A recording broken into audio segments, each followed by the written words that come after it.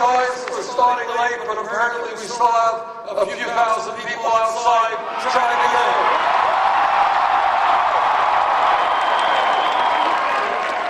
Let me thank Jonathan Jones and Hessa Shaheen for their wonderful introductions, and let me thank Representative Brandon Ellington for all of the great work that he has been doing.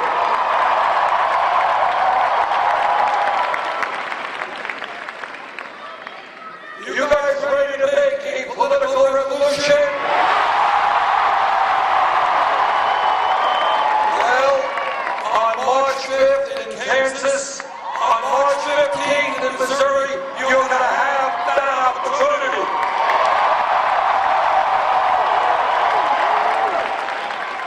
This campaign has taken on the big money interest in the financial establishment, and I'm happy to tell you that Wall Street is getting nervous. We have taken on the political establishment, and we are taking on the media establishment, and we are gaining momentum every single day. We started this campaign 9.5 months ago. We were at 3% in the national polls. In the last week, there have been 3 national polls which have us in the lead.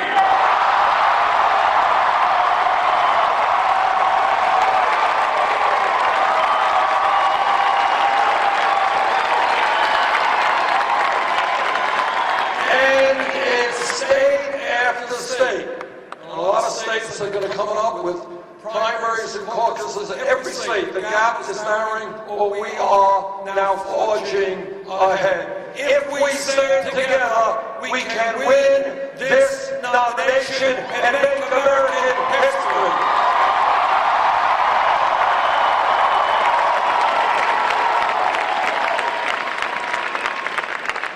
Now, the reason that I believe we have so much momentum, and the reason that we are doing so well is that, well, we love you too. Thank you.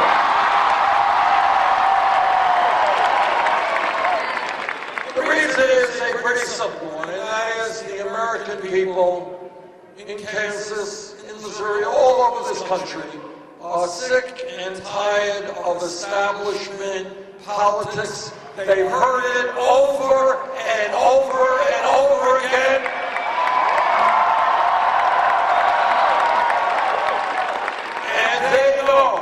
That Washington is too busy representing the interest of wealthy campaign contributors to worry about the middle class. We're going to change that.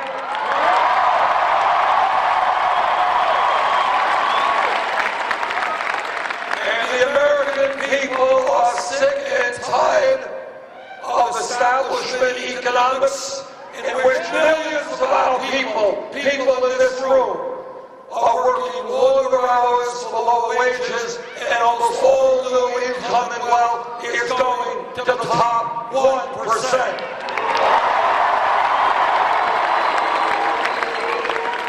And as Representative Ellington said, the American people are tired of a broken criminal justice system.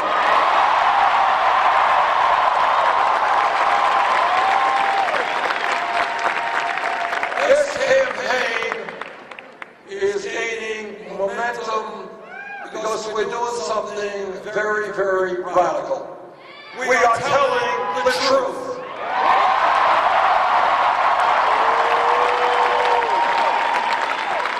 We are listening to the American people. We are listening to workers in Kansas, Missouri, Vermont, all over this country, who are telling us they can't make it on $9 or $10 an hour. We are listening to senior citizens and disabled veterans. the former chairman of the Senate Committee on Veterans Affairs, thank you, veterans, for putting your lives on the line to defend this country.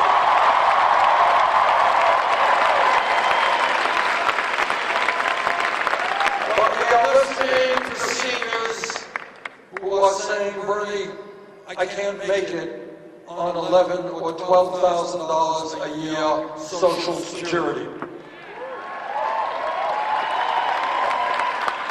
We are listening to young people who are saying, why is it that I have to be $50,000 or $100,000 in debt because I went to college?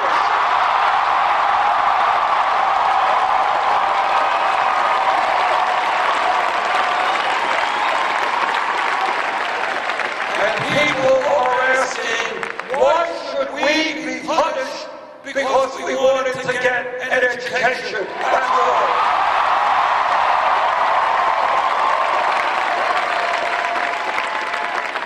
We are listening to women.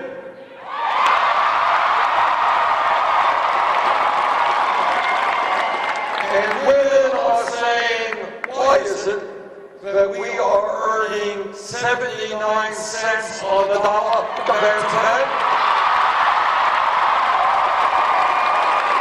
And why is it that African American women are earning even less?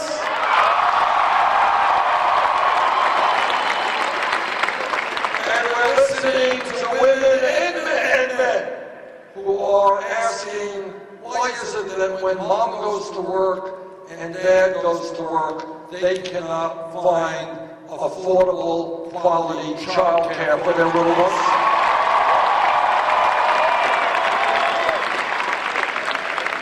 And we are listening to our brothers and sisters in the African American community who are asking, how does it happen that we have more people in jail than any other country on earth?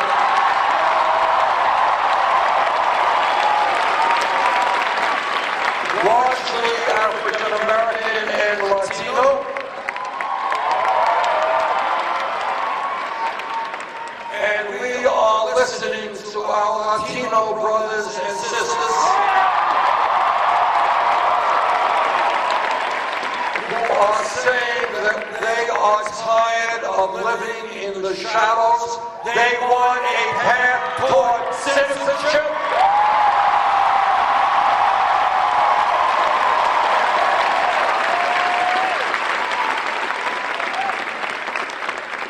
Now, everybody in this room understands that real change in this country never takes place from the top on down.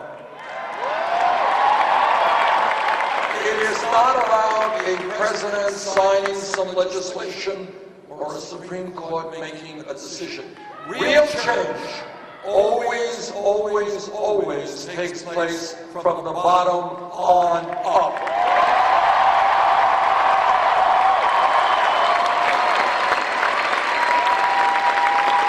That is the history of America. Real change took place 100, 150 years ago when workers said, you know what, we're not animals, we're not chattel, we're going to organize into unions and we are going to negotiate contracts.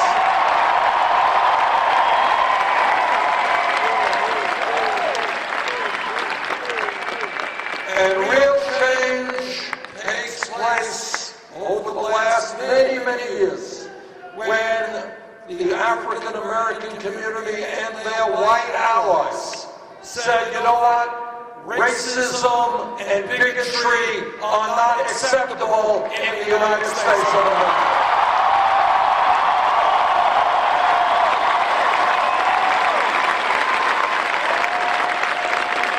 And real change took place and takes place when women and their male allies say that women will not be second-class citizens.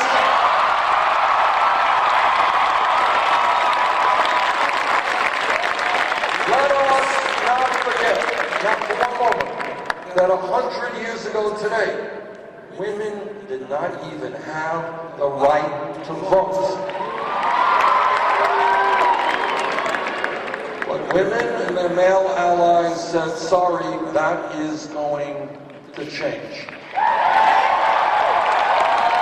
And if we were in this room 10 years ago, not a long time ago, and somebody jumped up and said, you know, Bernie, I think that in the year 2015, gay marriage will be legal in 50 states in this country.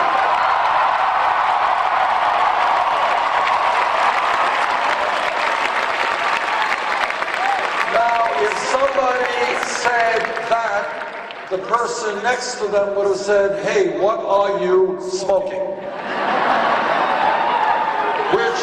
Which raises a whole other question.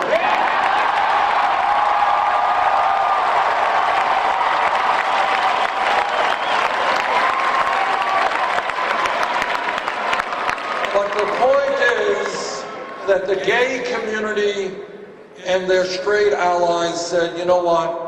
In America, people should have the right to love those people they want, regardless of their gender.